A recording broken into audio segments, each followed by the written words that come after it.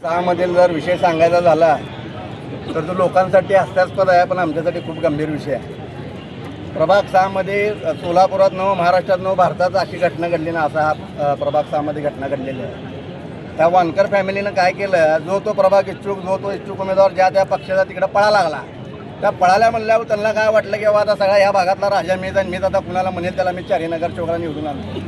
अरे बाबा, प्रभाग आरक्षण जाती कोण कुठं काम केले, कोण कुठल्या पक्षात, ह्या भागाला काय महत्त्व आहे का नाही का? तुम्ही असं सांगितलं ह्यानं निवडून असं होऊ शकत नाही. आणि कोण घेतलेत तुम्ही सोबत? चिलिका पिल्ली सोबत घेतले, अंडरमधले चालवट म्हणलं त्यांनी महापालिकेत पायबी ठेवणार नाही असे लोक तुम्ही सोबत घेतले. तर घ्या आधी तुमचा प्रश्न आहे.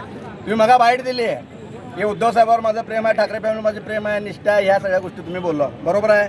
मग तुमच्या निष्ठा आहे तर त्याच उद्धव साहेबांचे 4 फॉर्म कशाला बाद केलं? मी शेवटच्या शनी जाताना सुखानं जायचं साहेब, मी आता BJPत चाललो, मी काय तुमच्या पक्षात राहत नाही, तुमचे AB फॉर्म रिटर्न घ्या. लोक त्याचं कौतुक तर केले असते. तुम्ही डायरेक्ट AB फॉर्म बाद, काँग्रेसचा बाद, राष्ट्रवादीचा बाद, जी BJPमध्ये लढा लागली 10-15 वर्ष त्यांनाही बाजूला एका रात्रीत तुम्ही 15 मिनिटात ती AB फॉर्म घातला, कोणाला माहीत बी नाही. मग हे जो प्रकार जो घडा लागला आहे तो हा चुकीचा आहे. जे BJP पक्षाने बी या गोष्टी लक्षात घेतल्या पाहिजे की अशा पद्धतीनं चालणार नाही, अशा पद्धतीनं समाजकारण राजकारण चालणार नाही. हे माझं महत्त्वाचं सांगणं आहे. आता हे आमच्या जे नाही लहू गायकवाड जे आमचे नेते आहेत, माझा लहानपणीपासूनचा तो नेता आहे, त्यांच्या ह्या मिसेस आहेत. तर ह्यांच्याबद्दल जर सांगायचं झालं, आम्ही भले मी काँग्रेसमध्ये राहू दे आणि BJPमध्ये राहू, दिवस रात्र 7-8 वर्ष बघतो मी पक्षासाठी. रात्री पोलिंग एजंट करा, ह्या करा, त्या करा, बघतोय आम्ही. विरोध पक्षात असलं तरी आम्ही काम बघतोय. ह्यांना तर एका रात्रीत नव्हे एका मिनिटात ह्यांना बाजूला केलं, ह्यांना बी माहीत नाही. तर ह्या गोष्टी ज्या घडलेल्या आहेत त्या माझं त्यांना सांगणं आहे, पैसा तुमच्याकडे बी आहे आणि पैसा आमच्याकडे बी आहे. एकदा टेबलवर पैसे तर टाका, तुमचे तर किती आणि आमचे तर किती पैसे तर बघू.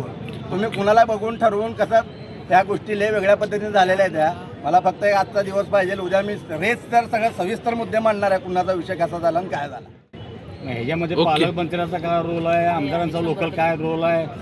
आता साहेब तुम्हाला 2 याद्या, एक नाव ह्याचं, एक नाव त्याचं, 3 नाव ह्याचं, असं अख्ख्या महाराष्ट्रामध्ये कुठं घडलं नाही. ते फक्त सोलापूरमध्येच घडलं आहे. आता कोण कुणाचं नाव फायनल केलं आणि कोण कुणाचं काय केलं आता हे आम्हालाही माहीत नाही. तुम्हाला खोटं वाटेल साहेब, प्रभाग 6 मध्ये दिवस रात्र आता आम्ही राबतोय. त्यांनी त्यात काय केलं की 4 पक्ष आम्हाला नाही तर युती तोडतो. यात आमच्या काँग्रेस पक्षाची बी खूप मोठी चुकी आहे. आमच्यासारख्यावर खूप अन्याय त्यांनी केला आहे. त्यांनी एक जागा सोडत नाही तर आम्ही बी युती तोडतो त्यांना म्हणायला पाहिलं होतं. त्यांचा प्लॅन काय होता तुम्हाला सविस्तर सांगतो.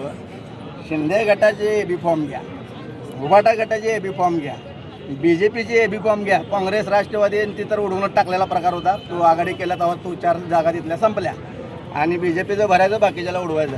चुकून माकून शिंदे गटाचे ते फॉर्म वाचले ना, ते बी रात्री 2ला गडप झाले, ते बी तुम्हाला मी आज स्पष्टपणे सांगतो. पण जर त्यांना लढायचं ताकदीनं ओपन मैदानात येऊन लढू दे साहेब. चिडीचा रडीचा डाव कशाला, ओपन लढायचा. असं मग तुम्ही उमेदवार डायरेक्ट घेऊन त्यांचे फॉर्म बाद करून लढता. आता ही जी जनता आहे, ही जी सगळे इच्छुक उमेदवार आहे ती सगळे ती का बसत नाही साहेब.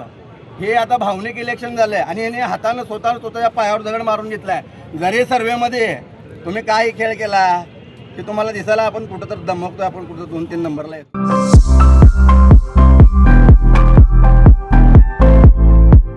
विवाह बंधन जन्मोजन्मीचा विश्वास पिढ्यानपिढ्याचा. विवाह बंधनाच्या या सुवर्ण क्षणांचे सौंदर्य वाढवणारे 4 पिढ्यांचे विश्वसनीय वस्त्रदालन RS मोगले विवाह कलेक्शन.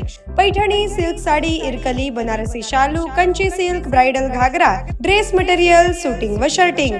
RS मोगले 1929 पासून, चाटी गल्ली, सोलापूर.